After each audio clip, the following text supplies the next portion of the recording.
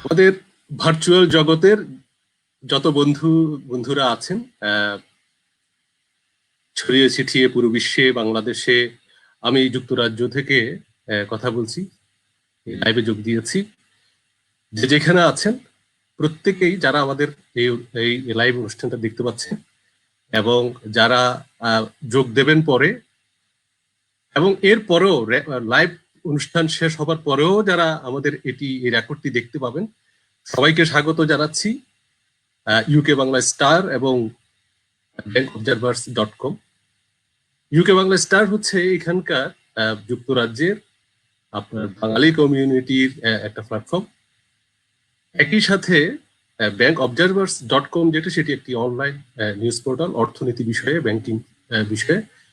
এই অনলাইন পোর্টালটির বয়স প্রায় 2 বছর। এখান থেকে এখন আমরা বিশেষত বাংলাদেশের যে ব্যাংকিং ব্যবস্থা, অর্থনৈতিক ব্যবস্থা, এই বিষয়ক সংবাদ আমরা প্রচার করে থাকি এই নিউজ পোর্টালে।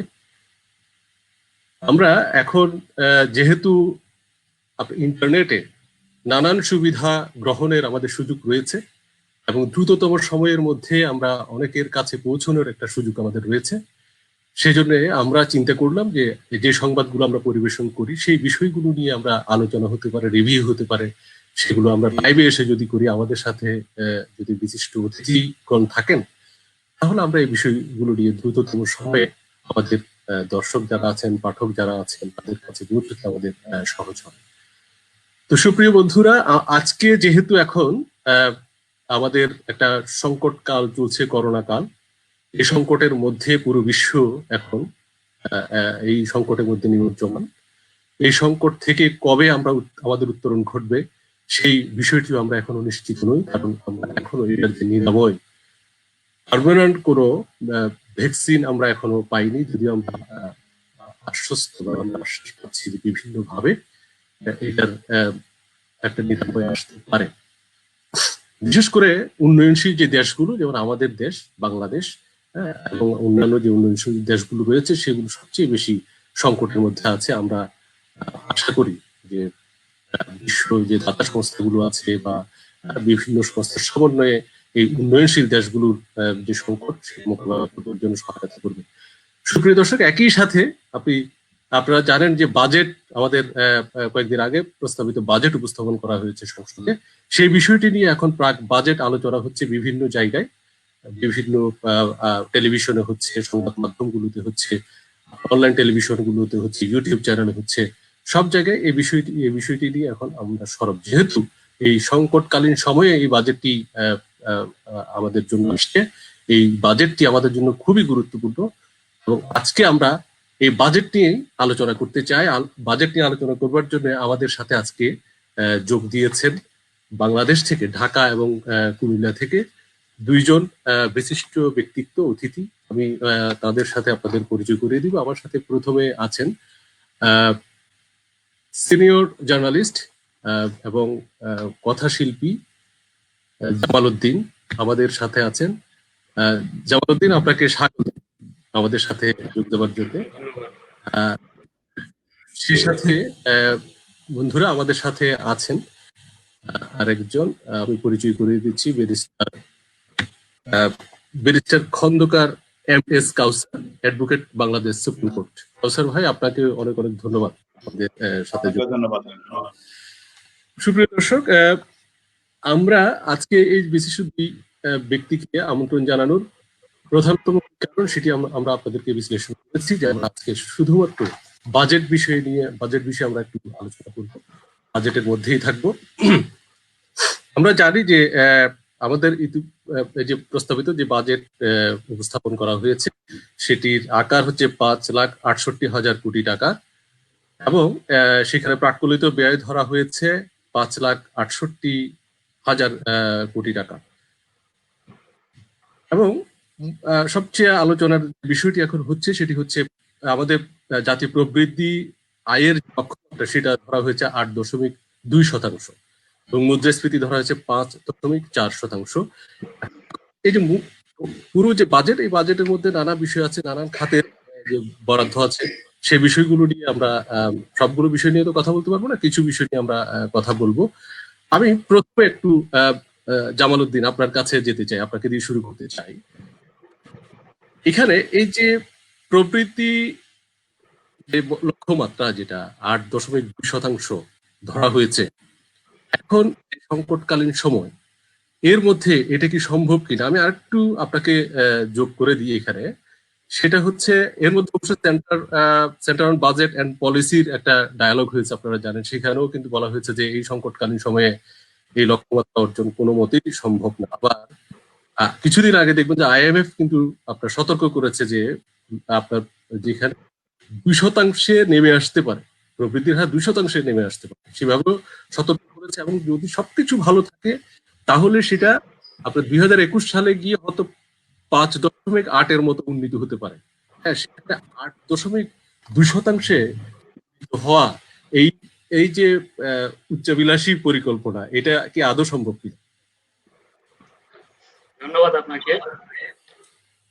যদি 8.2% প্রবৃদ্ধি আমরা অর্জন করতে পারতাম তাহলে আমার মনে হয় আমরা সবচেয়ে বেশি খুশি হতাম এবং এটা বাংলাদেশের জন্য একটা খুশির বিষয় হতো। তবে আপনি যদি ধারাবাহিকভাবে দেখেন আমাদের গ্রোথ রেট কিন্তু বাড়ছে। আমরা অলরেডি 8 পয়েন্টের কাছাকাছি আমরা অর্জন করে ফেলছিলাম, কিন্তু করোনার কারণে আমরা এবার পিছিয়ে গেলাম। আমাদের এবার বাস্তবতাটা একটু ভিন্ন। একই সঙ্গে আপনি দেখবেন শুধু করোনাই না, আমরা একটা রিসেশনের মধ্যে অলরেডি ঢুকে গেছি। সারা বিশ্বই একটা মন্দার মধ্যে এখন আটকে গেছে। এই মন্দা এবং করোনা দুইটার অভিঘাতে আমাদের অর্থনীতি আসলে কতটুকু মানে 8.2% অর্জন, এটা অনেকের কাছে এটা বিশ্বাসযোগ্য মনে হবে না। এবং ওয়ার্ল্ড ব্যাংক এবং আইএমএফ এর কথা আপনি যেটা বললেন, তারা তো বলছে যে 3 থেকে 2% মধ্যে নেমে আসবে।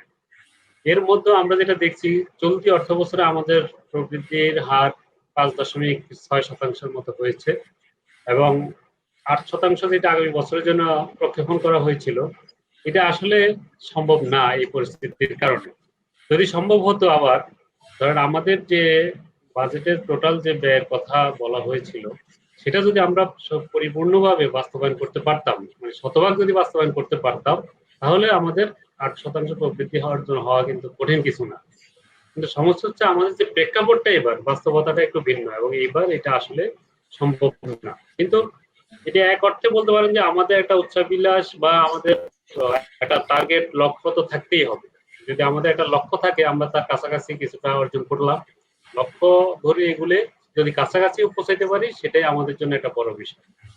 আর একেবারে যদি বাস্তবের অবস্থা থেকে আপনি বলেন যে করোনার কারণে চলতি অর্থ বছরে আমরা মার্চের পর থেকে কিন্তু ইকোনমি স্লো ডাউন হয়ে গেছে, আমদানি রপ্তানি সবই তো বন্ধ সারা বাংলাদেশে।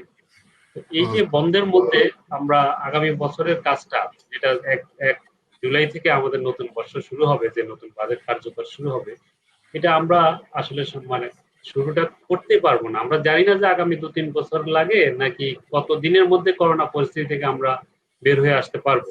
এই পরিস্থিতি যদি ধরেন আমরা ধরে নিলাম যে 2-3 মাস বা এই বছরের মধ্যে আমরা যদি বের হতে পারি ডিসেম্বরের মধ্যেও, তাও কিন্তু আমাদের আরেকটা ঝুঁকি রয়ে গেছে যে আমরা এখনো বিশ্ব মন্দার মধ্যে আছি এবং এই মন্দা, এই রিসেশনটা একসময় ডিপ্রেশনে যদি রূপ নেয় তাহলে কিন্তু আমাদের মানুষের এরপরে বেঁচে থাকাটাই এখন কষ্টকর হয়ে যাবে। সুতরাং প্রবৃদ্ধি অর্জনটা তো অনেক পরের বিষয়।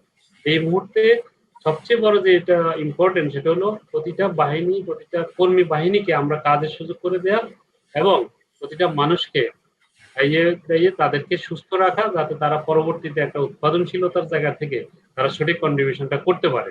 সেই লক্ষ্যটাই আমাদের এই মুহূর্তে বেশি জরুরি। কিন্তু বাজেটে আপনি যদি দেখেন যে প্রতিটা বাজেট হয়, আপনি তো বাইরে থাকেন, জানেন যে ইউরোপ আমেরিকা বা অন্যান্য দেশে যে প্রতিটা বাজেটে বলা হয় যে আমার এই বাজেটের মূল টার্গেট হলো আমার কি পরিমাণ আমার এমপ্লয়মেন্ট জেনারেশন হবে এবং সেখান থেকে আমি গ্রোথ রেটটা আমার কি হবে। এমপ্লয়মেন্ট যদি না হয়, আমার সেভিংস যদি না হয়, ইনকাম না হয়, আমার কনজাম্পশনও হবে না, সেভিংসও হবে না। আর সেভিংস না হলে কিন্তু আমার ইনভেস্টমেন্ট হবে না। তো ইনভেস্টমেন্ট যদি না হয়, আবার আমি ওই জায়গায় যদি আপনি একটা সাইকেল বলেন, আপনি গ্রোথ, এমপ্লয়মেন্ট হবে না। এমপ্লয়মেন্ট এই পুরো জিনিসটা না হলে আপনি গ্রোথ তো আপনার আশা করা দূর হবে। ফলে আমি মনে করি যে আমাদের এই মুহূর্তে যেটা দরকার, যে ফোকাস গুলো দেওয়া দরকার, যে মানুষকে আরো বেশি হাতে নগদ টাকা পৌঁছে দেওয়া, সেটা সরকার কিভাবে দিবে। এটা হতে পারে বিদেশে অনেক দেশে টাকা ছাপাচ্ছে, আপনি দেখেন আমেরিকার কথা যদি মনে করেন বা আমাদের পার্শ্ববর্তী দেশ আপনি ভারতের কথা যদি বলেন, চমৎকার প্যাকেজ দিয়েছে মানুষ, প্রতিটা মানুষ যাতে এই সময় খেতে পারে, তার হাতে যাতে টাকা থাকে। এখন বাংলাদেশের মতো দেশ কিন্তু কনজাম্পশন লেড মানে গ্রোথের দিকে আমরা মানে আমরা গ্রোথটা আমাদের হয় হলো ভোক্তা ব্যয় যেটা করে থাকি এটার হিসাবে। তো কনজাম্পশন যদি বাড়ে আমার গ্রোথও বাড়বে। আর সেক্ষেত্রেও যদি আপনি মনে করেন আপনার ইকোনমিটাকে এর মধ্যে এগিয়ে নিতে চান, সেক্ষেত্রে আপনার কনজাম্পশন যদি বাড়াতে হয় তাহলে আপনাকে মানুষের কাছে টাকা দিতে হবে। এখন আপনার তো এই আয়টা নাই, আপনি যে বাজেটটা করলেন 5,68,000 কোটি টাকার বাজেট, এর মধ্যে আপনি দেখেন আমাদের ডেভেলপমেন্ট খাতে কিন্তু খুব বেশি বাড়ানো হয় না এবার। আপনি 3,78,000 কোটি টাকার মতো আপনি বলছেন রেভিনিউ আয় হবে। তো আপনার নন মানে নন এক্সপেন্ডিচার যেটা আপনার বেতন ভাতা সহ আদার্স, সেখানে আপনার কিন্তু মানে সিংহভাগ অর্থ চলে যাবে। তাহলে আপনার ওই টাকা জোগাড় করার মতো এবার অবস্থা নাই। ব্যবসা বাণিজ্য যদি না থাকে তাহলে আপনি রেভিনিউ ব্যবসায়ীরা কেন দিবে? তদুপরি এই বাজেটে বেশ কিছু পদক্ষেপ নেওয়া হয়েছে যেগুলো আসলে ব্যবসা বান্ধব না। যেমন আপনি ব্যবসায়ীদের কাছ থেকে অবশ্যই আপনি ভ্যাট ট্যাক্স আদায় করবেন, রাজস্ব আদায় করবেন, কিন্তু এটা এমন পর্যায়ে এমন ভাবে যাতে না হয় সেটা ব্যবসায়ীরা হয়রানির শিকার হবে, কিংবা ব্যবসায়ীরা দিতে উৎসাহিত বোধ করবেন না। আপনি দেখেন এই বাজেটে এমন একটা ভ্যাটের ব্যাপারটা দেখেন, ভ্যাট আইনে যে জিনিসটা নাই সেটা এখানে ইনক্লুড করে দেওয়া হলো। আপনার যে কোনো কর্মচারী এখন ভ্যাটের অফিসার হোক বা রাজস্ব কর্মকর্তা সবাই যে কোনো মুহূর্তে বিনা অনুমতিতে আপনি যে কোনো অফিসে হানা দিতে পারবেন। সে আর হানা দিয়ে সে যদি আপনার কাগজপত্র জব্দ করে আর বলে যে না আপনাকে ভ্যাট ট্যাক্স আপনি ফাঁকি দিয়েছেন, এটার জন্য আপনাকে আপিল করতে হবে। আপিল করতে হলে আগে যে জিনিসটা ছিল 10%, সেটা এখন 20% বাড়ানো হয়েছে। আগে আপনার একটা অথরিটির অনুমোদন সাপেক্ষে সে একটা ব্যবসায়িক প্রতিষ্ঠানে হানা দিতে পারত, এবার তাকে সে থেকে উন্মুক্ত করে দেওয়া হয়েছে। তার মানে যে কোনো ভ্যাট কর্মকর্তা এখন সে যে কোনো ব্যবসা প্রতিষ্ঠানে যাবে, কাগজপত্র সিজ করে নিয়ে আসবে, এরপর আপনি একটা ক্লেম করবে আপনার এত টাকা ভ্যাট ফাঁকি। আপনি যদি আপিলে যান আপনাকে 10% জায়গায় এখন 20% আপনাকে ভ্যাট দিয়ে মানে নগদ জমা দিয়ে তারপর আপিল করতে হবে। এখন আপনি দেখেন 20% যদি আপনি নগদ জমা দিয়ে আপিল করেন তাহলে এটা একটা ব্যবসায়ীর জন্য কত বড় বার্ডেন। সর্বোপরি একটা হয়রানির বিষয়।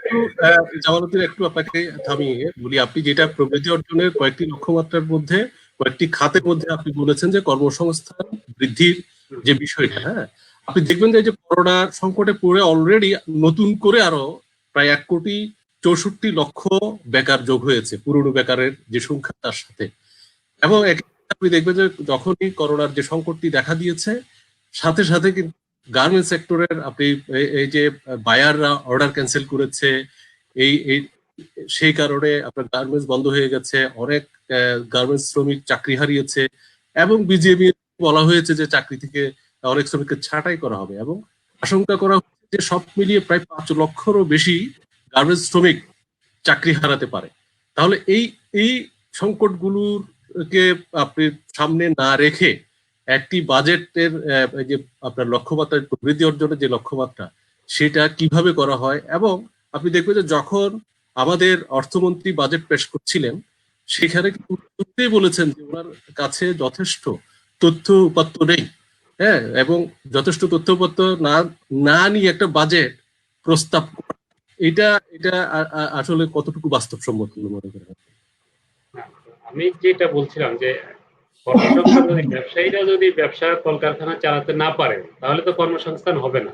কর্মসংস্থান না হলে চাকরি ছাঁটাই অলরেডি শুরু হয়ে গেছে। আপনি ঠিকই বলেছেন যে আমাদের শুধু গার্মেন্টস সেক্টরই না, আমাদের অলরেডি বিভিন্ন ব্যাংকে এবং বিভিন্ন বড় বড় ইন্ডাস্ট্রি কর্পোরেশন গুলোতে অলরেডি ছাঁটাই শুরু হয়ে গেছে।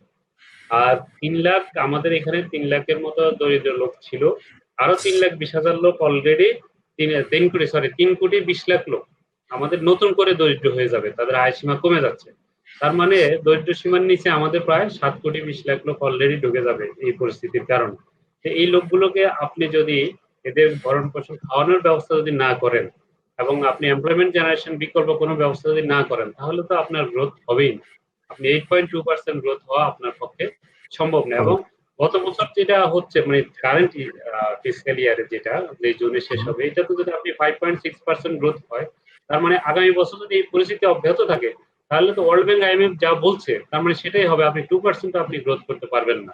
সে পরিস্থিতিতে আমাদের এবারে মূল বাজেটের যে মূল ফোকাসটাই হওয়া উচিত ছিল কর্মসংস্থান এবং মানুষের হাতে যাতে টাকা থাকে, এটা যে করেই হোক যেভাবেই হোক। এখন প্রয়োজনে আপনি যদি টাকা ছাপিয়ে আপনি ব্যবস্থা করেন সেটাও করতে পারেন, সেক্ষেত্রে ইনফ্লেশনের ঝামেলার কথা অনেকেই বলতে পারবেন, বাট সেটা কার্ভ করা যায় অন্যভাবে। কিন্তু মানুষকে টাকা না দিলে আপনি কনজাম্পশন হবে না, মানুষ খেয়ে পরে বাঁচতে পারবে না। কর্মসংস্থানের সুযোগটা এখানে সৃষ্টি করার দরকার ছিল, সেই ঘোষণা তো আমি শুরুতেই বললাম যে আমাদের কোনো বাজেটে, শুধু এই বছর না, কোনো বাজেটে এই বিষয়ে কোনো প্রজেকশন আমাদের দেওয়া হয় না। আরেকটা বিষয় আপনি যেটা বললেন যে দরিদ্র মানুষ যেটা দরিদ্র হয়ে যাচ্ছে, এই যে আমরা মধ্য আয়ের দেশের নিম্ন সারিতে পৌঁছে গেলাম, আমাদের যে অর্জনগুলো, সেই অর্জনগুলো কিন্তু ম্লান হয়ে যাচ্ছে।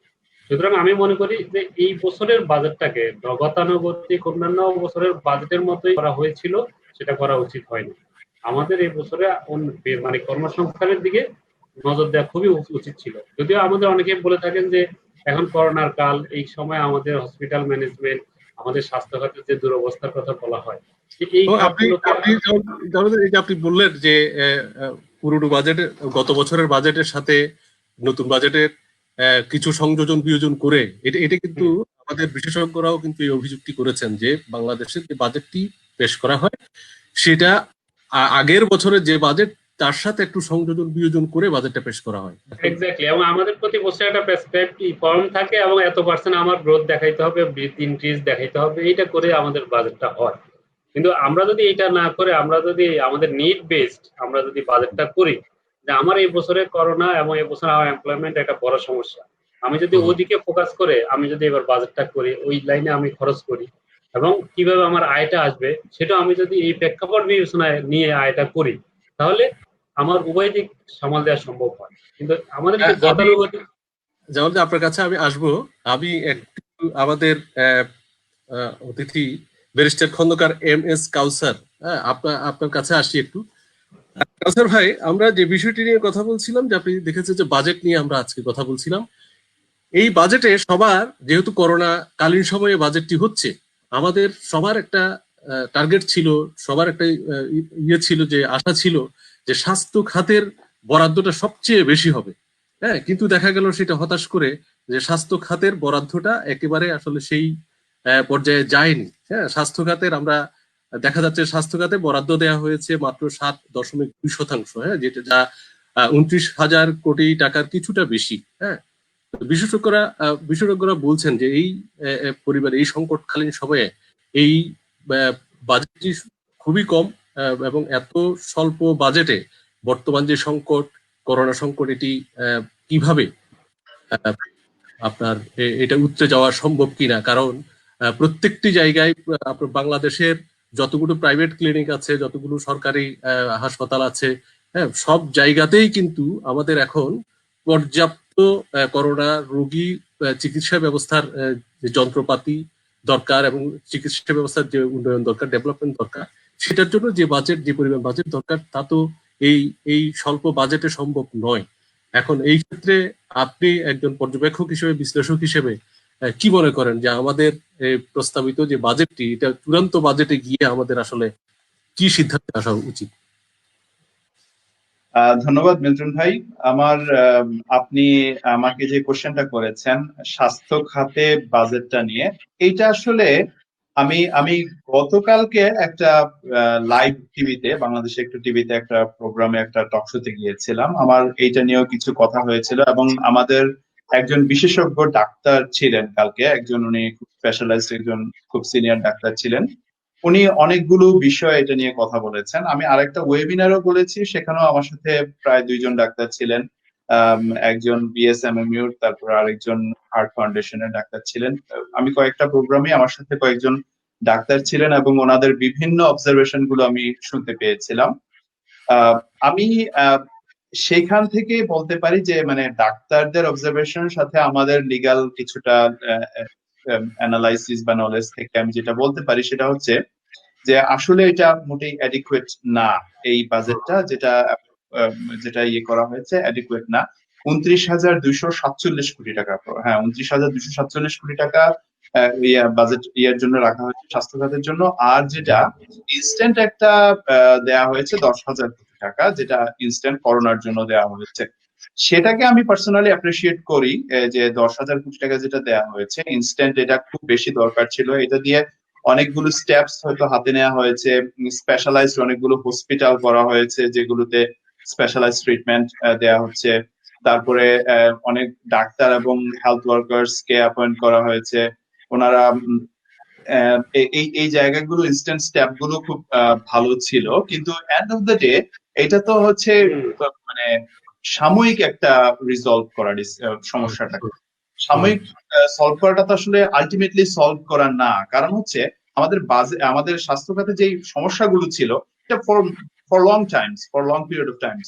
তো এই যে গ্যাপ গুলো আছে, দেখেন আমাদের এখন করোনা ইউনিটে আমাদের আইসোলেশনের ইউনিট নাই, আমাদের অক্সিজেন যেটা সেন্ট্রাল অক্সিজেন সিস্টেমটা আমাদের খুব বেশি ইনএডিকুয়েট।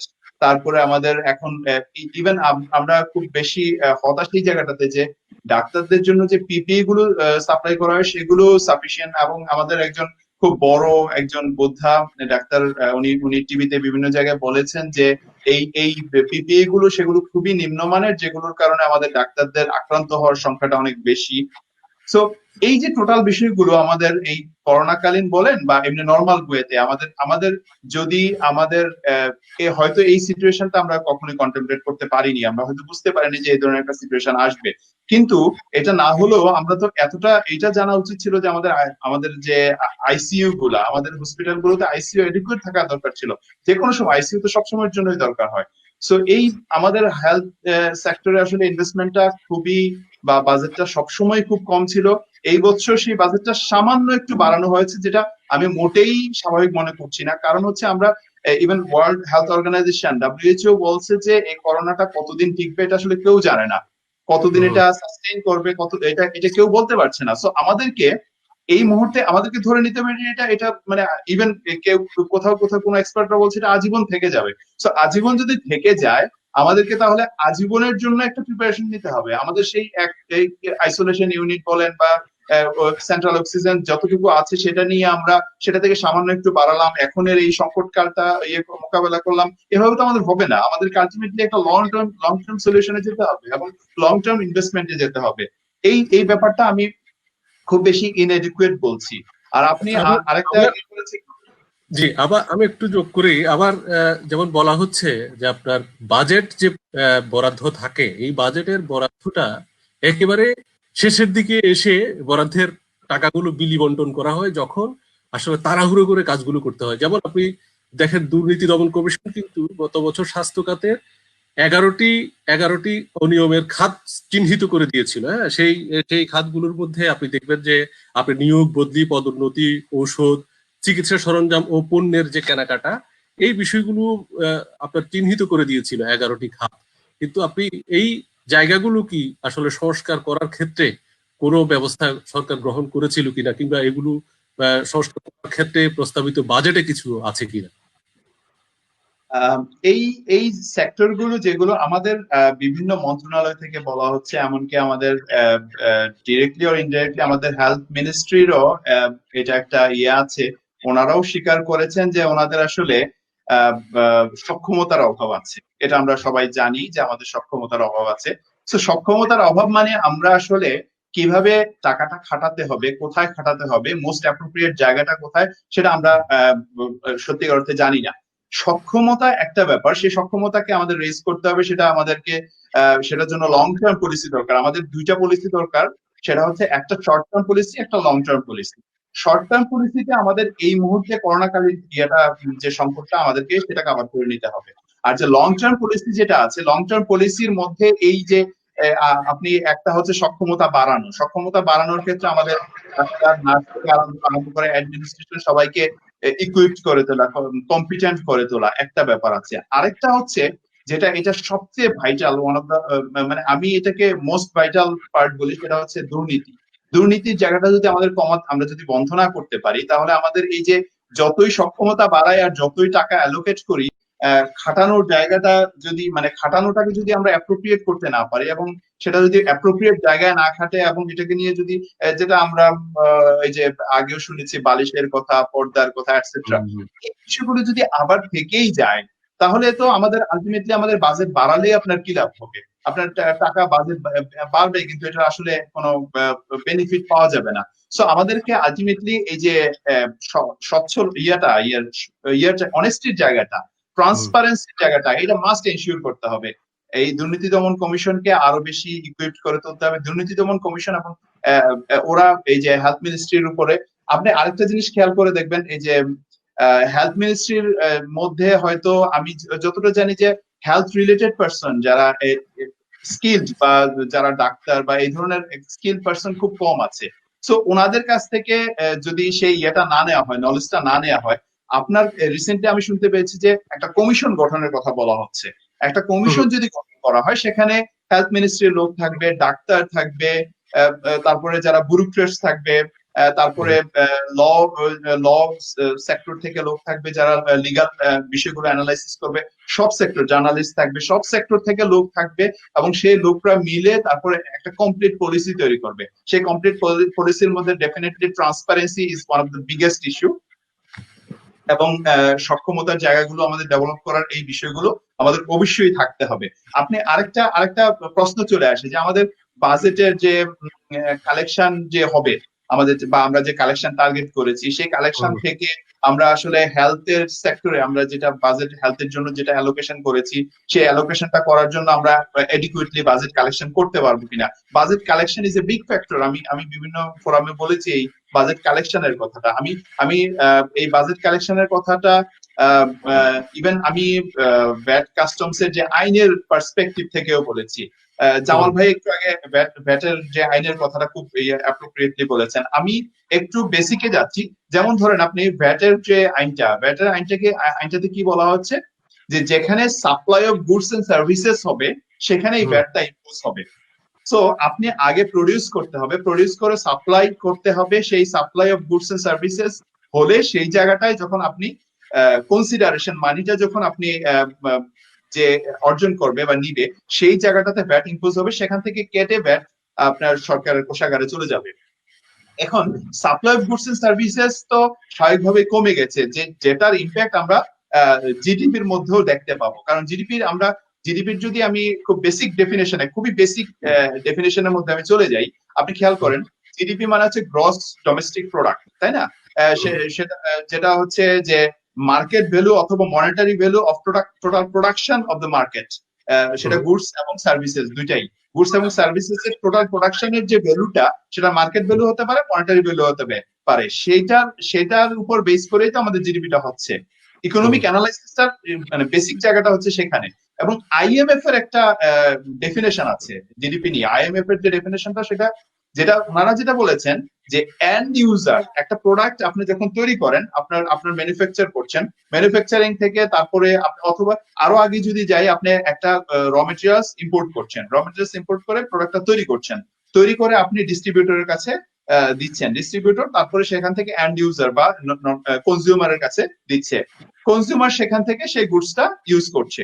সো সর্বশেষ ইউজার যে গুডস এবং সার্ভিসেসটাকে ইউজ করছে বা কনজিউম করছে, সেইটার টোটাল অ্যানালাইসিস বা টোটাল কস্টিংটাকেই আইএমএফ বলছে সেটাকে অ্যাসেসমেন্ট করে আপনার জিডিপি আইডেন্টিফাই করতে হবে। তাহলে দেখেন, আপনি জিডিপি আইডেন্টিফাই করার জন্য আপনার এন্ড ইউজারের আপনার কনজাম্পশন স্বাভাবিকভাবেই, জামাল ভাই অনেক ডিটেলস বলেছেন ব্যাপারটাকে, স্বাভাবিকভাবে আমাদের কনজাম্পশন কিন্তু অনেক বেশি পরিমাণ কমে যাবে। কারণ হচ্ছে আমাদের জব কাট হয়েছে হিউজ, আপনিও অলরেডি বলেছেন যে হিউজ জব কাট হয়েছে। তারপর আমাদের বেতন, আমি কালকেও যেটা টকশোতে বলেছি যে ব্যাংকার্স অ্যাসোসিয়েশন বলেছে 15% বেশি স্যালারি কাট করা যাবে না। সো এটা একটা ভালো ইয়ে। তারপর মানে আমি যেটা বলছি, স্যালারি কাট, জব কাট এটসেট্রা, এই বিষয়গুলো হবে আমাদের ইকোনমি বিশাল ধরনের একটা ধস। আমি কাউসার ভাই আপনার কাছে আবার আসবো। আমি একটু জামালউদ্দিন আপনার কাছে যাই।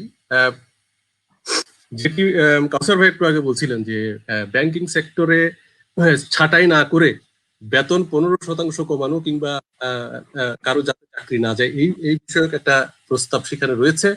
একই সাথে গুরুত্বপূর্ণ সবচেয়ে এখন আলোচনার বিষয় হচ্ছে 10% আপনার ট্যাক্স দিয়ে কালো টাকা সাদা করার যে নিয়ম প্রস্তাবিত বাজেটের মধ্যে রয়েছে। এই বিষয়টি আসলে আমাদের বিশেষজ্ঞরা কিন্তু বলছেন ভিন্ন কথা, বলছেন যে কালো টাকা কোনো সাদা করার যেই প্রস্তাবটি করা হয়েছে সেটি একেবারেই নৈতিক নয়, এবং একই সাথে ওনারা বলছেন যে কালো টাকা সাদা না করে বরং করের ভিত্তি বাড়িয়ে যারা কর দিচ্ছে না তাদেরকে আইনের আওতায় এনে কর আদায় করা। হ্যাঁ, এই বিষয়টি কি আপনি কিভাবে দেখছেন? ধন্যবাদ। এখানে আরো তিনটে বিষয় জড়িয়ে।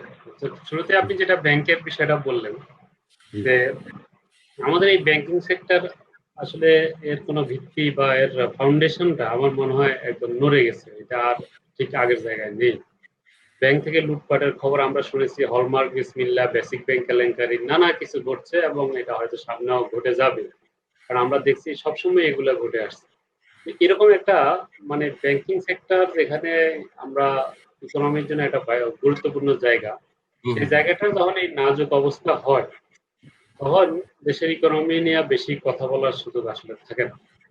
তবুও যেহেতু আমরা মানে আলোচনার বিষয়টা উঠছে, আমি ব্যাংকিং সেক্টর নিয়ে বলবো যে এখানে টোটালি একটা মানে কি মানে এটা মানে কোনো মানে গভর্নেন্স এখানে কাজ করছে না, কোনো কিছুই নেই। বাংলাদেশ ব্যাংক এখানে আছে অথরিটি, সেটা একটা ছোট জগন্নাথের মতো আসলে। তাদের কোনো নির্দেশনা দিলেও সেটা তারাও ঠিকমতো যেমন করছে না ইন্সপেকশন, একইভাবে ব্যাংকগুলো তাদের কোনো নির্দেশনা বাস্তবায়ন করছে না। হুম, হুম, আপনি যদি দেখেন যে এই সময়টায় মানে আমাদের আজকে আমরা যেহেতু উপলক্ষ বাজেট নিয়ে আলোচনা করছি, কিন্তু ঘুরে ফিরে একই জায়গায় আমাদের যেতে হচ্ছে যে আমাদের মানুষগুলোকে বাঁচিয়ে রাখতে হবে, অর্থনীতিকে টিকিয়ে রাখতে হবে। তো সেখানে ব্যাংক একটা গুরুত্বপূর্ণ ভূমিকা রাখতে পারে। ব্যাংকগুলোকে সরকার কত রকম সুবিধা দিল, বললো তোমাকে এইভাবে আমি এই সুবিধাগুলো দিলাম, কিছু চ্যানেলাইজ করে তোমার ওখানে তারল্য সরবরাহ টাকা বাড়বে, সেই টাকা দিয়ে তুমি আমার লোকগুলোকে হেল্প করো, এই মুহূর্তে ঋণ দাও।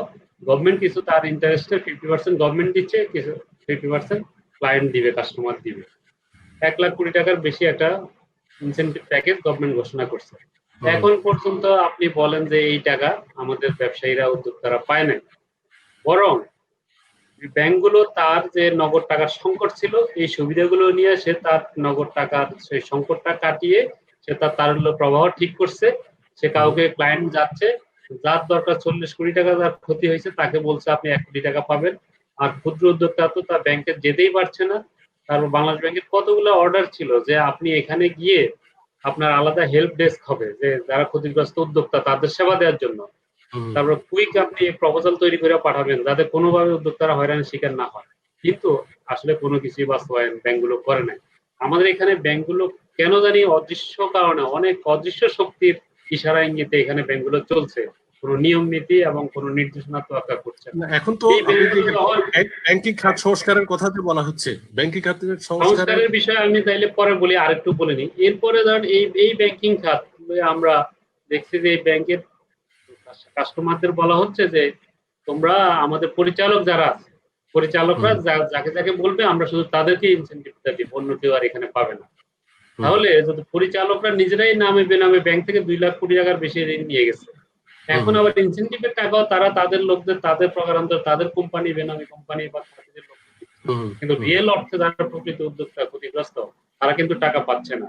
এখন হুম, এই টাকার জন্য অনেকেই বেতন ভাতা দিতে পারছে না। আর কর্মচারী যা শ্রমিকরা বলছে যে তুমি তো, গভর্নমেন্ট বলছে যে গভর্নমেন্ট তোমাকে 3 মাসের বেতন ভাতা দিবে, তাহলে তুমি আমাদের বেতন ভাতা দিচ্ছ না কেন? এখানে একটা মালিক শ্রমিক কনফ্লিক্ট হচ্ছে। এই হুম, ব্যাংকিং সেক্টর আবার এখন আসেন, সে নিজে 50% 20% সে বেতন তার কর্মচারীদের বেতন কমিয়ে দিচ্ছে। কিন্তু সে কি তার এমডি লাক্সারিয়াস বা চেয়ারম্যানের যে খরচগুলো হচ্ছে প্রমোদ, মানে তার আদার্স রিক্রিয়েশন বিল, সেগুলো কি কাটছাট করছে? আমরা এক হিসাবে দেখলাম এক গবেষণায় যে 66% ব্যাংকের যে এক্সপেন্স হয় তার 66% খরচ হয় চেয়ারম্যান এবং পরিচালক এমডিদের রিক্রিয়েশনের জন্য। তাহলে আপনি বুঝেন যে আমি যে কর্মচারী, তাকে আমি 2 টাকা দিলে তার প্রোডাক্টিভিটিটা আমি পাবো, সে উৎসাহিত হয়ে আমার জন্য আরো কাজ করবে। সেটা না করে আমি তার টাকা কর্তন করলাম, কিন্তু আমি যে সুবিধাগুলো নিচ্ছি সেই সুবিধা তো আমি কর্তন করি নাই। আমার বিদেশ হুম। ভ্রমণ কি আমি থামছি? ব্যাংকের টাকায় বিদেশ ভ্রমণ থেকে শুরু করে সবকিছু, লাক্সারিয়াস গাড়ি ঘোড়া সবকিছু আমাদের লোকেরা করছে। ইভেন আমি একটু একটা একটু ব্যাংকের একটু এখানে একটু আপনাকে যোগ করি, দুর্নীতি হয়। একটু যোগ করে আপনি যে এই যে বলছেন যে আপনার যারা ঊর্ধ্বতন কর্তৃপক্ষ ব্যাংকের, তাদের ইচ্ছা মতোই যে ঋণগুলো বিতরণ করা হয়, ফলে আমাদের এই যে ঋণ খেলাপির হার কিন্তু এখন 94,000 কোটি টাকা, আমার যদি ভুল না হয়ে থাকে, 94,000 কোটি টাকা এখন আমাদের বাংলাদেশের সব ব্যাংকগুলোর ঋণ। এবং এই ক্ষেত্রে আপনি দেখবেন যে আমাদের অর্থমন্ত্রী কিন্তু একটা কথা বলেছেন যে যৌক্তিক, এখানে নানান ভাবে তো আপনার শ্রেণী বিন্যাস করা হয়েছে ঋণ আদায়ের ক্ষেত্রে, কিন্তু আবার বলা হচ্ছে যৌক্তিক ঋণ খেলাপি যারা, তাদের ক্ষেত্রে বিশেষ সুবিধা। যৌক্তিক ঋণ খেলাপিটা কি? এখানে যৌক্তিক ঋণ খেলাপি বলতে যেটা বোঝানো হয়েছে, আসলে অনেকেই আছে ব্যাংকে গিয়ে লুটপাটের জন্য যায় টাকা মেরে দেয়, যে আমি এই টাকা নিচ্ছি আর টাকাটা ফেরত দেবো না, তার মূল উদ্দেশ্যই থাকে লুটপাট করা। আর যৌক্তিক বলতে যেটা বোঝাচ্ছে যে একজন রিয়েল ইনভেস্টর, একজন বিনিয়োগকারী বা একটা ইন্ডাস্ট্রিয়ালিস্ট, সে আসলে ব্যবসা করতে গিয়ে সে মানে কোনো কারণে লোকসানের মুখে পড়ছে বা কিস্তি দিতে পারে নাই। ধরেন বাংলাদেশে যে বিদ্যুৎ ব্যবস্থা, একটা মিল কারখানা আপনি যদি দেখেন ডেইলি কতবার বিদ্যুতের যাওয়া আসা করে, তো যদি তার যদি এরকম আনইন্টারাপ্টেড বিদ্যুৎ সুবিধা সে না পায়, তার প্রোডাকশন হ্যাম্পার ঘটবে।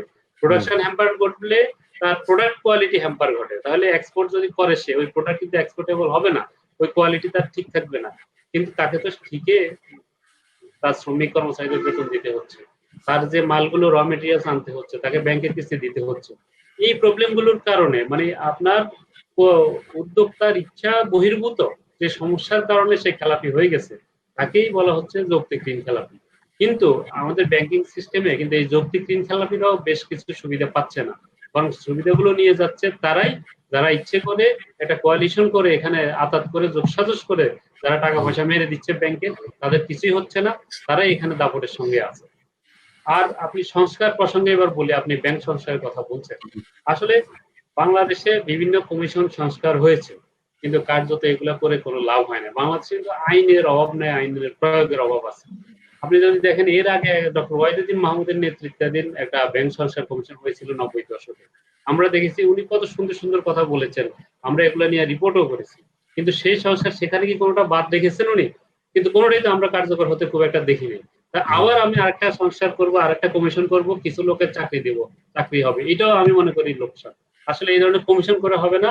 আমাদের বিদ্যমান যে এক্সিস্টিং রুলস রেগুলেশনস আছে সেগুলো বলছে টাস্ক ফোর্স গঠন করার জন্য, সেটি কতটুকু কার্যকর হতে পারে বলে মনে করেন? এগুলো আসলে এইসব টাস্ক ফোর্স কমিশন যাই বলেন না কেন, এগুলো আমরা বললে আমার একটা চাকরি হবে, একটা রিটায়ার্ড আমলার একটা চাকরি হবে, এই ধরনের কিছু লোক নতুন করে কিছু টাকা পাবে, সে কিছু কাজ করে বাদে একটা সুপারিশ কাগজ নষ্ট হবে, সুপারিশ করে দিয়ে তার কাজ শেষ। কিন্তু ওই সুপারিশকে আমি বাস্তবায়ন করবো আদতে? আমার তো কমিশনের দরকার না, আমার যে এক্সিস্টিং রুলস রেগুলেশন আছে অলরেডি এই মুহূর্তে যা আছে সেগুলো পরিপালন করলেই হবে। তাহলে এই যে সংকট, এটা সমাধান কোথায়? এই সংকটের সমাধান আমাদেরকে প্রথম কথা হলো আমাদের নিজে থেকে, আমাকে থেকে, আপনাকে থেকে, আমাদের সবাইকে রেগুলেশন, আমরা নিজেরাই নিজেদেরকে রেগুলেশন করতে হবে। আইনের প্রতি আমাদের শ্রদ্ধা থাকতে হবে, আমাদেরকে আইন মানতে হবে। এটা আমরা সর্বত্র সব জায়গায় ব্যক্তি থেকে শুরু করে রাষ্ট্রীয় পর্যায়ে যখন আমরা এই কালচারে ঢুকবো তখন এটা বন্ধ হবে। আর না হয় আমি মানবো বা আমি মুখে বলবো, নিজে মানবো না, আপনাকে মানতে বলবো, এভাবে এটা হবে না। ধন্যবাদ, আপনার কাছে আবার আসছি। আমি একটু কাউসার ভাই আপনার কাছে আসি আবার। আপনি তো একসময় এই দেশে যুক্তরাজ্যে থেকে পড়াশোনা করে এখন বাংলাদেশে গেছেন, বাংলাদেশে আছেন। আপনি বাইরে যেহেতু ছিলেন, আপনি দেখেছেন যে প্রবাসীরা এখানে যারা থাকেন বা মধ্যপ্রাচ্যে বা বিশ্বের বিভিন্ন দেশে ছড়িয়ে ছিটিয়ে আছেন আমাদের প্রবাসীরা, তারা কিভাবে খেটে আপনার আয় করে এবং সেই আয়ের অর্থ থেকে একটা অংশ, বড় একটা অংশ কিন্তু বাংলাদেশে পাঠায়। আপনি দেখবেন যে এবার প্রস্তাবিত বাজেট কিন্তু সবচেয়ে, আমার মনে হয় সবচেয়ে কম বরাদ্দ দেওয়া হয়েছে আপনার প্রবাসী কল্যাণের ক্ষেত্রে। সেখানে মাত্র 641 কোটি টাকা বরাদ্দ দেওয়া হয়েছে। আপনি দেখবেন যে আপনার 2020-21 অর্থ বছরের আপনার সবচেয়ে কম এবং সুনির্দিষ্ট কোনো 21-এ কোনো সুনির্দিষ্ট কোনো নীতিমালা নেই, সুনির্দিষ্ট কোনো আসলে দিক নির্দেশনা নেই যে এই প্রবাসীদের জন্য কি কি করা হতে পারে বা কি কি যারা ক্ষতিগ্রস্ত এবং এই সংকটের মধ্যে পড়ে আপনি দেখবেন যে অনেকেই বাংলাদেশে ফেরত যাবে এবং অলরেডি গিয়েছে মধ্যপ্রাচ্য থেকে।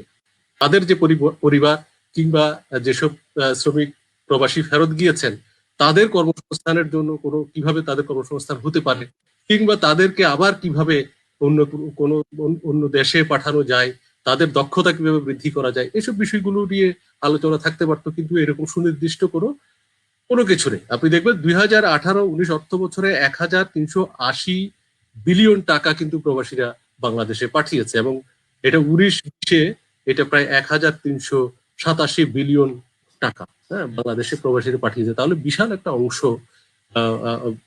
মানে অর্থনৈতিক সমৃদ্ধির ক্ষেত্রে, অর্থনৈতিক প্রবৃদ্ধি অর্জনের ক্ষেত্রে মানে বিদেশিদের যে রেমিটেন্স, সেটা কিন্তু বিশেষ একটা ভূমিকা রাখছে। এখন এই ক্ষেত্রে সরকারের এই যে প্রস্তাবিত বাজেটে যে উদাসীন্য আমরা দেখতে পাচ্ছি, এটা কেন?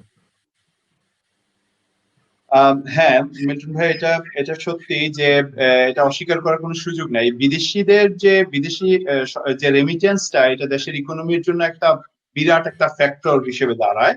আপনি যেটা বলেছেন যে 641 কোটি টাকা শুধুমাত্র আহ, আহ, সেই প্রবাসীদের কল্যাণের জন্য ইয়ে করা হয়েছে, বাজেট করা হয়েছে।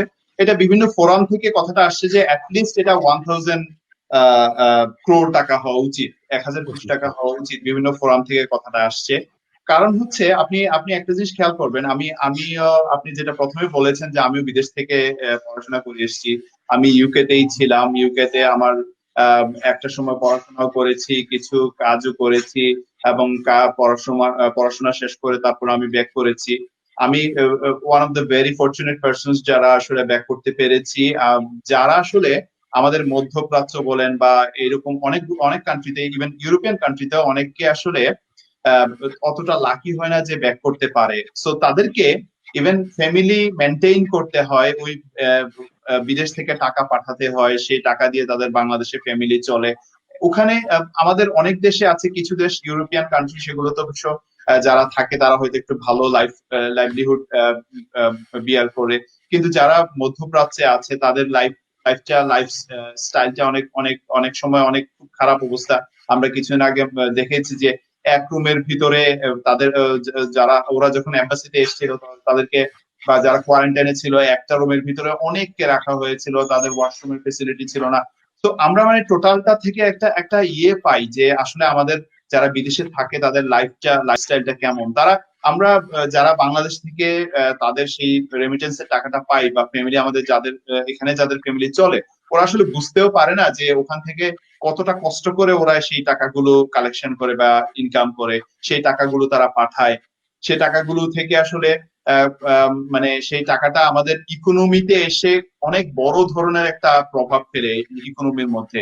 এই ইকোনমির তাদেরকে নিয়ে, এবং এখন আমরা রিসেন্টলি আমরা দেখতে পাচ্ছি যে প্রচুর প্রবাসী বাংলাদেশে অলরেডি পাঠিয়ে দেওয়া হয়েছে, এবং আমরা এটা মোটামুটি নিশ্চিত ভাবেই বলতে পারি যে অন্যান্য দেশ থেকে অনেক বেশি প্রবাসী বাংলাদেশে তাদেরকে ফেরত দেওয়া হবে। এবং যারা একটু যাদের পাসপোর্টের সমস্যা আছে বা যাদের ভিসার সমস্যা আছে, তাদেরকে তো তারা তো আসলে খুবই মানবেতর জীবনযাপন করছে।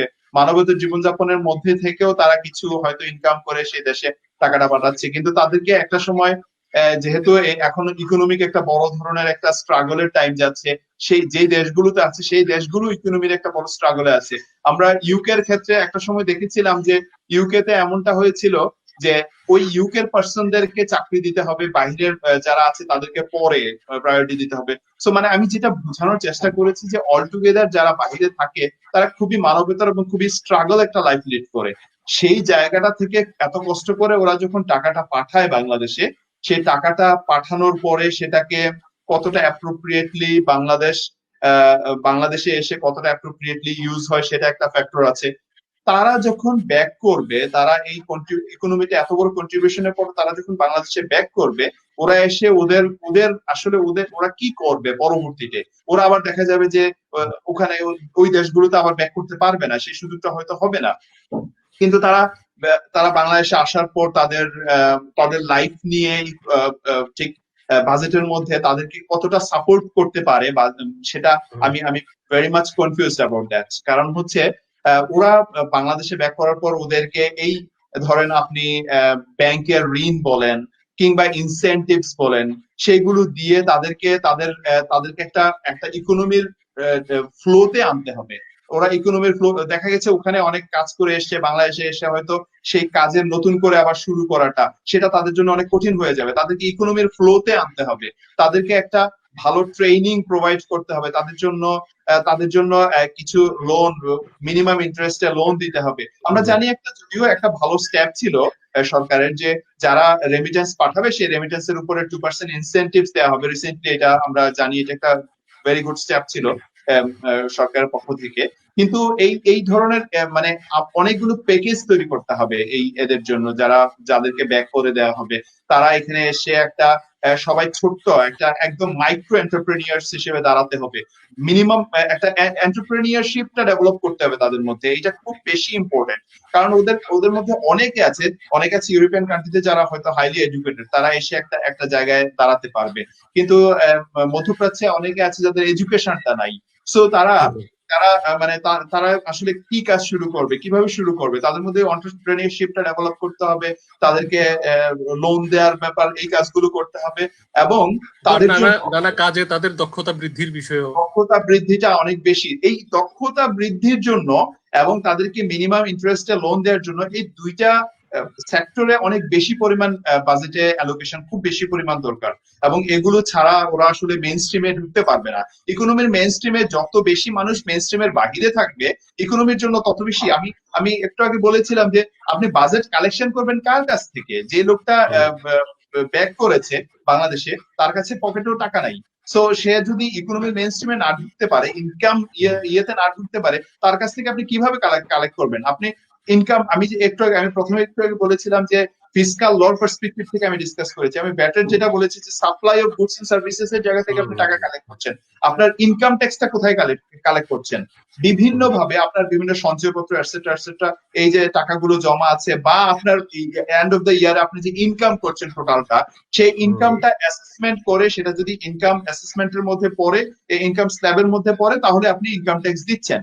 এখন যে লোকটা ফিরে আসছে, সে লোকটা তো ইনকাম বলতে কিছু থাকবে না, বরং যেটা কিছু টাকা যদি থাকে সেটা খরচের জায়গায় চলে যাবে। তা আপনি তো এন্ড অফ দ্য ডে তাদের কাছ থেকে ইনকাম ট্যাক্স যেটা, সেটাও আপনি কোনোভাবেই কালেক্ট করতে পারবেন না। আপনার তারপরে এই যে মানে ফিসকাল লর যে পার্সপেক্টিভ থেকে আমি বলছি, তাদের আপনার এদের জন্য অনেক বড় ধরনের অনেকগুলো পলিসি তৈরি করতে হবে। গভর্নমেন্টকে একটা কালেকটিভ অ্যাপ্রোচ নিতে হবে এই ধরনের এই পার্সন গুলোর জন্য। আদারওয়াইজ মানে একটা বড় ডিজাস্টার আমাদের সামনে অপেক্ষা করছে। আমরা আমি একটু জামাল উদ্দিনের কাছে যাই, কারণ জামাল উদ্দিন যেহেতু ইকোনমিক গ্রিডে উনি কাজ করেন, ব্যাংকিং সেক্টর সম্পর্কে ওনার অনেক ধারণা আছে। জামাল উদ্দিন, আপনি জানেন যে এই যে একটু আগে কাউসার ভাই বলেছেন যে একটা চমৎকার প্রণোদনা আছে, যে যারা বাইরে থাকেন, যারা দেশে টাকা পাঠানোর সাথে সাথে 2% ইনসেনটিভ যোগ হয় সেখানে। হ্যাঁ, যে প্রণোদনা যোগ হয় টাকার সাথে, এটা দেওয়ার পর থেকে কিন্তু আপনার প্রবাসীরা দেশে টাকা পাঠানোর প্রতি আগ্রহী হয়েছেন অনেক। এই যে প্রস্তাবিত বাজেটের সাথে কিন্তু আবার দেখবেন যে বিভিন্ন সংগঠন কিন্তু একটা প্রস্তাব রেখেছে সরকারের কাছে, যে এই ইনসেনটিভটা 2% থেকে সেটাকে 4% করা হোক। এখন আপনি কি মনে করেন যে এই যে দাবিটা, এই যুক্তিটা, এটা সরকার আমলে নেওয়া উচিত কিনা? কারণ যতই ইনসেনটিভ পাবে প্রবাসীরা, ততই কিন্তু আপনার এই যে টাকা পাঠানোর যে ফ্লো, সেটি কিন্তু বাড়বে। ধন্যবাদ। আমি মনে করি যে আসলে ইনসেনটিভের বিষয়টা একটা আপদকালীন একটা সহায়তা। আমি যখন কোনো কারণে, যেমন আমরা যে এর আগে প্রণোদনা প্যাকেজের কথা বললাম, যে করোনার কারণে সারা বিশ্ব এখন ইনসেনটিভ প্যাকেজ দিচ্ছে, বেল আউট প্যাকেজ দিচ্ছে, এইগুলা ইনসেনটিভের বিষয়টাই হলো একটা আপদকালীন বলে এটা একদম স্থায়ী কিছু না। তো এটা আমাদের এখানে 2% রেমিটেন্সের জন্য দিচ্ছে। এটা আমরা সরলভাবে যদি দেখি, এবং এটা খুবই ভালো একটি উদ্যোগ যে আমাদের প্রবাসীরা বাইরা যেভাবে কষ্ট করে টাকা পাঠাচ্ছে, এখানে তার ফ্যামিলি 2% অ্যাড হচ্ছে, এটা খুবই ভালো একটা উদ্যোগ, এবং এই বাজেটে অর্থমন্ত্রী মহোদয় এটা অব্যাহত রেখেছেন।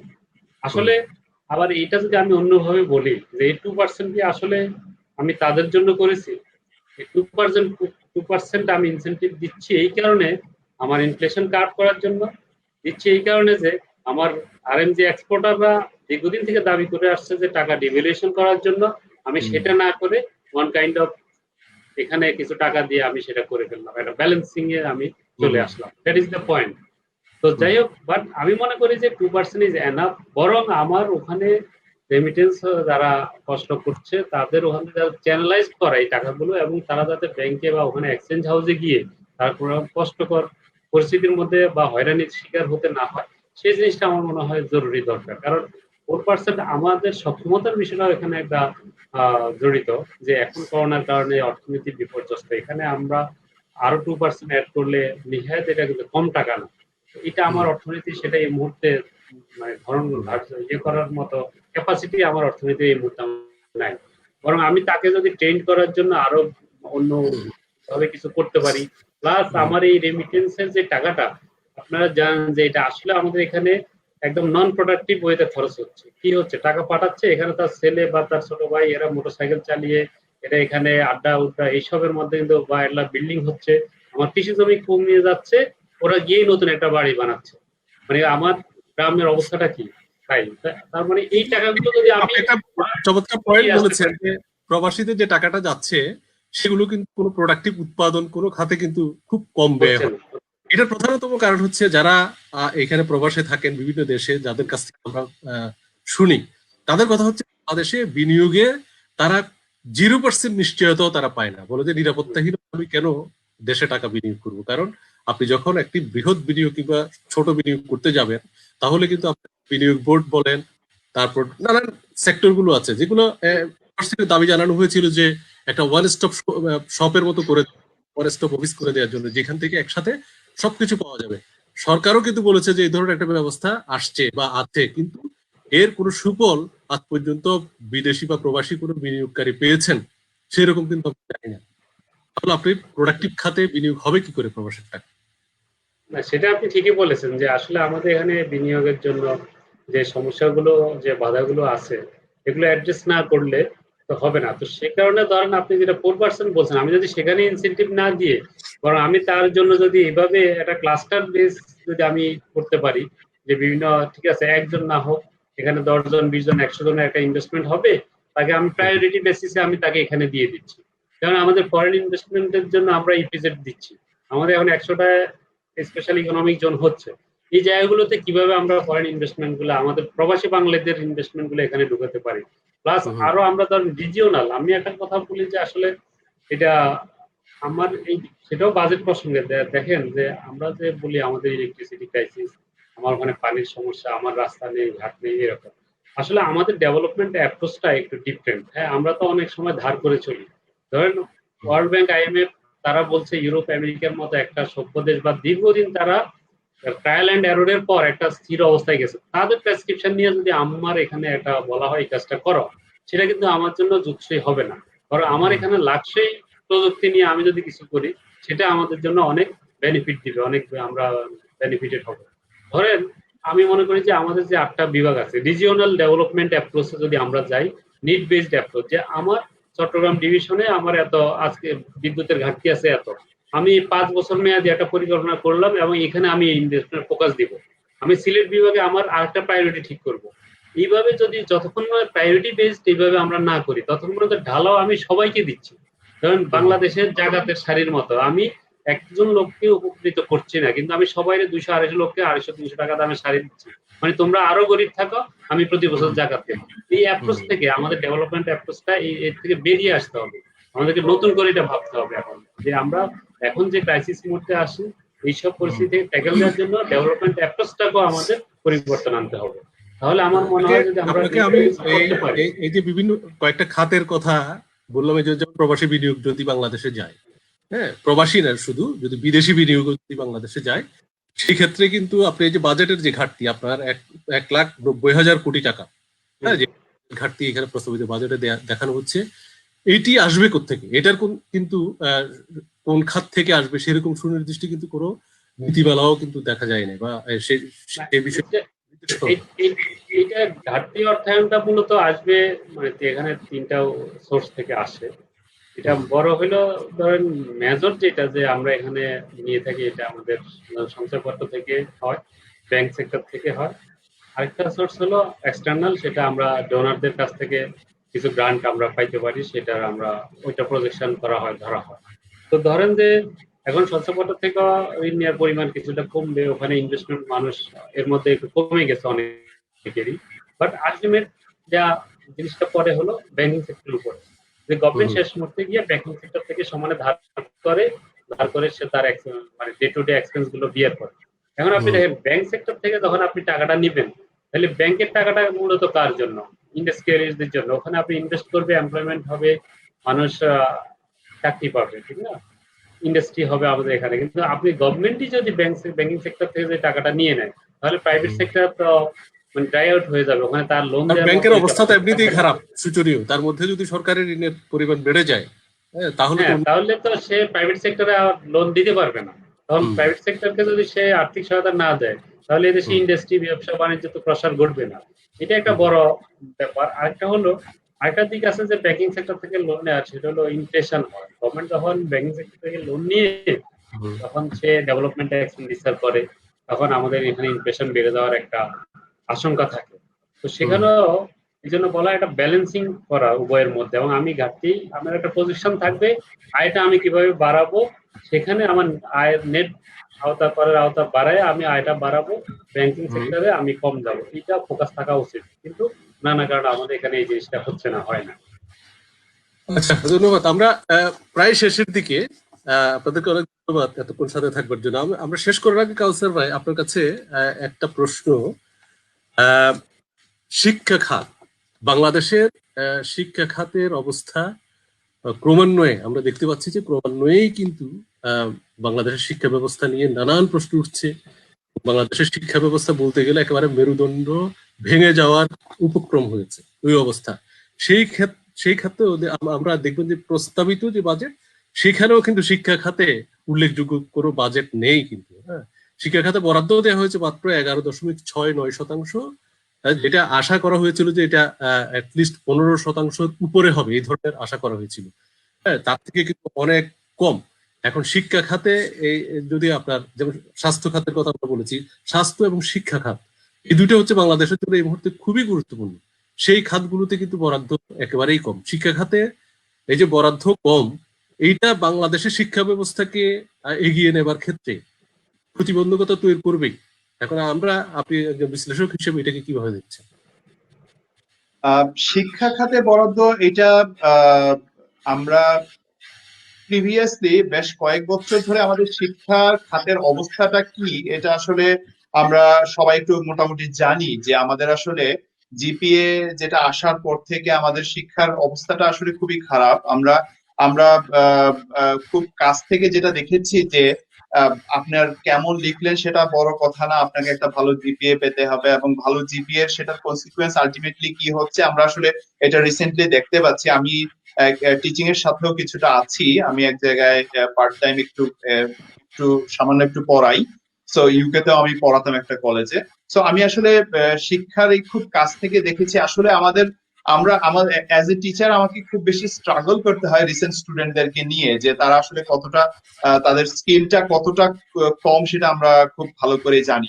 তবে বাজেটের ক্ষেত্রে আমি যেটা এই বছরের বাজেটের ক্ষেত্রে যে শিক্ষার একটা সবচেয়ে ইম্পর্টেন্ট যে জায়গাটা, আমি খুব খুশি হয়েছে আপনি আমাকে এই কোশ্চেনটা করেছেন এই কারণে যে এডুকেশনের একটা এখন এইবারের বাজেটের ঠিক এক্সাক্ট ফিগারটা আমি বলতে পারবো না, তবে যেটা দেখেছি যে টেকনিক্যাল এবং মাদ্রাসা দুইটাকে একত্রিত করে একটা অ্যালোকেশন হয়েছে, যেটা পুরা টোটাল এডুকেশন বাজেটের তুলনায় খুবই মিনিমাম, এবং সেই টেকনিক্যাল এবং মাদ্রাসা দুইটাকে একত্রিত করা হয়েছে। আমি খুব ফ্রাস্ট্রেটেড হয়েছি এই ব্যাপারটা দেখে, এবং বাজেট যেদিন আমি শুনছিলাম সেদিন এই কথাটা শুনে আমি খুব ফ্রাস্ট্রেটেড হয়েছি এই কারণে যে টেকনিক্যালটাকে এখনো আমরা একটা ইন্ডিপেন্ডেন্ট সেক্টর হিসেবে বা ইন্ডিপেন্ডেন্ট এরিয়া হিসেবে দেখতে পাচ্ছি না। টেকনিক্যাল এডুকেশনটা আমাদেরকে সবচেয়ে ইম্পর্টেন্ট একটা, এখন এই মুহূর্তে করোনাকালীন সময়টাতে আমাদের এখন প্রচুর শিক্ষিত বের হবে কিন্তু চাকরি থাকবে না, তাতে আমার লাভ কি? কারণ চাকরি অলরেডি চলে যাচ্ছে, এবং সামনে আরো অনেক বেশি শিক্ষিত মানুষ আসবে কিন্তু আমাদের চাকরি থাকবে না। সো এটা আমাদের আলটিমেটলি আমাদের ইকোনমির বেনিফিটটা কোথায়? রাদার আমরা যদি এখানে টেকনিক্যালি স্কিলড পারসন বেশি ডেভেলপ করতে পারতাম, আমাদের টেকনিক্যাল এডুকেশনের উপর বেশি ইনভেস্টমেন্ট হতো, বেশি বাজেট অ্যালোকেশন হতো, এবং টেকনিক্যালি স্কিল পারসন যদি বেশি হতো, তাহলে আমাদের এরা মেইন স্ট্রিমে আসতে পারতাম। আমি যেটা একটু আগে বলেছিলাম যে এন্টারপ্রেনিয়ার ডেভেলপ করতে পারতাম, এন্টারপ্রেনিয়ারশিপ আমরা ডেভেলপ করতে পারতাম। আমরা যদি বিশ্বের বিভিন্ন দেশে আমরা দেখি টেকনিক্যাল এডুকেশনটাকে অনেক বেশি এমফাসিস দেওয়া হয়। চায়নাতে টেকনিক্যালি ওরা এত বেশি ইকুইপ যে টেকনিক্যাল এডুকেশনের কারণে ওরা আজকে ওয়ার্ল্ড মানে লিড করছে। আর সেই জায়গায় আমাদের টেকনিক্যাল এবং মাদ্রাসা দুইটাকে মিলে একটা অ্যালোকেশন দেওয়া হয়েছে, আমরা মানে ওটাকে আমি মোটেই অ্যাডিকুয়েট মনে করছি না। সো এই জায়গাটাতে আমি আমি আমি খুব স্ট্রংলি এমফাসিস দেই যে গভর্নমেন্টকে ডেফিনেটলি এটাকে ইয়ে করতে হবে, কারণ টেকনিক্যাল এডুকেশনের উপরে এখন এমফাসিস দিতে হবে। এই করোনাকালীন সময়টা এবং এই সময়টা কতটা সাস্টেইন করবে, তারপরে আমরা টেকনিক্যালি স্কিল পারসন না হলে এই ব্যাপারগুলোকে আমরা রিকভার করতে পারবো না। আর আরেকটা জিনিস আমরা একটু বলেছিলাম যে প্রবাসীরা যারা ব্যাক করছে তাদের মধ্যেও টেকনিক্যাল স্কিল এই বাজেটের অ্যালোকেশনটা যদি সেখানেরও একটা প্রয়োজন একটা হতে পারে বা যেতে পারে, যে যারা বিদেশ থেকে আসবে, আমরা একটু আগে জামাল ভাইও বলেছেন যে যারা বিদেশ থেকে টাকা পাঠাচ্ছে তাদের টাকা আসলে কোনো প্রোডাক্টিভ খাতে ইনভেস্টমেন্ট হচ্ছে না। সো এই এখন যারা ফিরে আসছে তাদেরকে টেকনিক্যালি ইকুইপ যেমন করতে হবে, যে টাকাটা প্রবাসী টাকাটা আসছে, আপনি কোশ্চেন করেছিলেন যে আমার ভাইকে যে এটা 2% কিনা, এটা 4% হওয়া উচিত কিনা। আমি মনে করি গভর্নমেন্টকে এটাকে একটা এভাবে একটা ভাবনার জায়গা তৈরি করা যায় যে হয়তো সবার জন্য 2%, কিন্তু সেটাকে যদি, যেটা কথা এসেছিল যে আপনার স্পেশাল ইকোনমিক জোনে যদি ইনভেস্ট করে, কারণ স্পেশাল ইকোনমিক জোন আমরা জানি আমাদের 100টা স্পেশাল ইকোনমিক জোন তৈরি করার কথা, এবং সেখানে হিউজ পরিমাণ এমপ্লয়মেন্ট জেনারেশন হওয়ার একটা স্কোপ আছে। কিন্তু সেখানে যদি আমরা সেখানে আমাদের ইনভেস্টমেন্ট আসছে না, বিদেশ থেকে এফডিআই আসছে না, প্রচুর পরিমাণে আসছে না, যেটা যেটা আমরা এক্সপেক্ট করেছিলাম। আমি কয়েকটা স্পেশাল ইকোনমিক জোনের মানে ওনারদের সাথেও ইভেন আমার বিভিন্ন সময় বিভিন্ন করেসপন্ডেন্স হয়েছিল, আমি যেটা জানতে পেরেছি যে ইনভেস্টমেন্ট খুব কম পরিমাণ আসছে। সো ওই যে আমাদের প্রবাসীরা, তাদেরকে যদি আমরা সেই ধরনের প্যাকেজ দিতে পারি, প্রণোদনা দিতে পারি যে তোমরা এখানে ইনভেস্ট করলে 4% বা এই জায়গাটা দেখাতে পারতাম, তাহলে এটা আমাদের অনেক বড় একটা জায়গা। আমি একটা আশার কথা মানে বলতে চাই। আশার কথাটা হচ্ছে, আমি কালকে এটা টকশোতে বলেছি যে ওয়ার্ল্ড ব্যাংক গত পরশুদিন 1.05 বিলিয়ন ইউএস ডলার অ্যালোকেট করেছে বাংলাদেশের এমপ্লয়মেন্ট জেনারেশনের জন্য। এটা একটা সবচেয়ে বড় আশার জায়গা। প্রায় 2,50,000 এমপ্লয়মেন্ট জেনারেশনের এরা টার্গেট করেছে। এটা মানে এই সংখ্যাটা আমি বলতে পারিনি, কিন্তু আমি এই সংখ্যাটা জানতে পেরেছি যে 2,50,000 চাকরি, নতুন চাকরি তৈরি করার জন্য ওয়ার্ল্ড ব্যাংক এই টাকাটা দিয়েছে। এটা আমরা খুব বেশি আশাবাদী, এবং আমরা বিশ্বাস করি টাকাটা প্রপারলি ইনভেস্টেড হবে, প্রপারলি এটাকে নিয়ে প্রপার অ্যাসেসমেন্ট করে এটাকে কিভাবে 2,50,000 এমপ্লয়মেন্ট তৈরি করা যায়, এটা একটা বড় ধরনের ইনভেস্টমেন্ট হতে পারে, এবং এটা বড় ধরনের একটা দেশের জন্য একটা বড় ধরনের হেল্পফুল প্রজেক্ট হতে পারে। জি, ধন্যবাদ কাউসার ভাই। আমাদের সময় একেবারেই শেষ। একদম শেষ প্রশ্নটি জামাল উদ্দিন আপনার কাছে, সেটি হচ্ছে এই যে তথ্য প্রযুক্তির যে ব্যবহার, যেটা আমরা ডিজিটাল বাংলাদেশ বলছি, আমরা দেখতে পাচ্ছি যে ডিজিটাল বাংলাদেশকে এগিয়ে নেবার জন্য সরকারি ভাবে কিন্তু যথেষ্ট উদ্যোগ নেওয়া হচ্ছে, চেষ্টা করা হচ্ছে, কিন্তু আপনি দেখবেন যে আমরা এখনো পুরো দেশকে ডিজিটালাইজড করতে পেরেছি কিনা এবং একটা সিস্টেমের মধ্যে ফেলতে পেরেছি কিনা। আমাদের দেখবেন মন্ত্রী আব্দুল জব্বারও বলেছেন যে আমরা যতক্ষণ না একটা সিস্টেমের মধ্যে পড়বো ততক্ষণ সবকিছু নিয়ন্ত্রণ করা আসলেই কঠিন। যেটা আমরা যারা এই যে পশ্চিমা বিশ্বে আছি, যুক্তরাজ্যে আমরা আছি, আমরা দেখতে পাচ্ছি যে আমি ব্যক্তিগতভাবে আমি একজন এই দেশে থাকি, আমি যখন আমার ডেট অফ বার্থ কিংবা আমার একটা এনআই নাম্বার থাকে এই দেশে, যে নাম্বারটা দিয়ে আমার চাকরি করতে হয়, এই ইনফরমেশন গুলো কোথাও বা আমার নাম যদি আমি দেই কোনো একটা প্রতিষ্ঠানে, কোনো একটা ব্যাংকে, তাহলে কিন্তু আমার সমস্ত তথ্যপত্র কিন্তু তাদের হাতে চলে আসে। যে আমার সম্পর্কে যদি তারা কোনো খোঁজ খবর নিতে চায়, বা এই যে এখানকার যে ক্রেডিট স্কোর গুলো নিয়ন্ত্রণ করা হয়, তাহলে এই ধরনের ডিজিটাল যে সিস্টেমটা, এটা আমরা বলছি যে ডিজিটাল বাংলাদেশ, কিন্তু মানুষের মধ্যে এই চিন্তাটা, মানুষ এখনো অ্যানালগ চিন্তাতে এখনো অভ্যস্ত। তারা ডিজিটালাইজড হওয়া বা তাদের সিস্টেমের সাথে তাদেরকে যুক্ত করবার ক্ষেত্রে যে সরকারের যে প্রতিষ্ঠানগুলো কাজ করছে, তাদের আন্তরিকতার কি ঘাটতি আছে মনে করেন আপনি? ধন্যবাদ। আপনার প্রশ্নের আগে আমি শিক্ষা বাজেটের বিষয়ে যেটা ভাই বললেন, ওখানে এবার বরাদ্দ আমাদের 545 কোটি টাকা, 66,000, আর গতবার ছিল 61,118 কোটি টাকা। এটা খুব একটা বেশি বাড়ে নাই। এর মধ্যে টেকনিক্যাল খাতে 8,000 কোটি টাকা মাত্র। অথচ আমার মনে হয় টেকনিক্যাল খাতেই বেশি জোর দেওয়া উচিত ছিল। যাই হোক, আইসিটি খাতের কথা আমরা বলছি যে আইসিটি খাতে আসলে এখন আমাদের সরকার স্বপ্ন দেখছে যে আইসিটি খাত হবে আমাদের নেক্সট নাম্বার 1 এক্সপোর্ট আর্নিং খাত। তো সেই হিসাবে আমাদের এখানে এখন নানা কর্ম পরিকল্পনা চলছে এবং নানা রকম নানামুখী পদক্ষেপ নেওয়া হচ্ছে। আপনি যেটা বললেন যে আসলে গ্রাম অঞ্চল থেকে শুরু করে বা এখনো আমরা যে জায়গাগুলোতে আটকা পড়ে আছি, আমাদের ইন্টারনেট সেবা যতক্ষণ পর্যন্ত না আমরা ওইভাবে অবাধ করতে পারবো, ততক্ষণ পর্যন্ত কিন্তু আমরা এর সুফলটা আমরা পাবো না। এখন আমাদের গ্রামে গ্রামে দেখেন অনেক ইউনিয়ন পর্যায়ে চলে গেছে যে আইসিটি কেন্দ্র হচ্ছে, ইন্টারনেট একটা সেবা কেন্দ্র হচ্ছে। গভর্নমেন্টের ইনফো সরকার নামে একটা প্রজেক্ট আছে, সেখানে ইউনিয়ন লেভেলে কাজ হচ্ছে। এবং কিন্তু এখানে একটা বিষয় হলো, আবার তারা শুধু ইনফ্রাস্ট্রাকচারটা দিচ্ছে, কিন্তু ওইটার অপারেশন কিভাবে হবে। আমি যখন ইনফ্রাস্ট্রাকচারের জন্য ব্যয় করা শুরু করলাম, তখন আমি ভাবি নাই যে অপারেশনটা কিভাবে হবে। এই গত 6 মাস আগে হঠাৎ মনে হলো যে আরে অপারেশন এটা কারা কিভাবে অপারেট করবে, এটা কি কমিটি হবে, এটা করো। আবার সিটি চালাচালি শুরু হলো।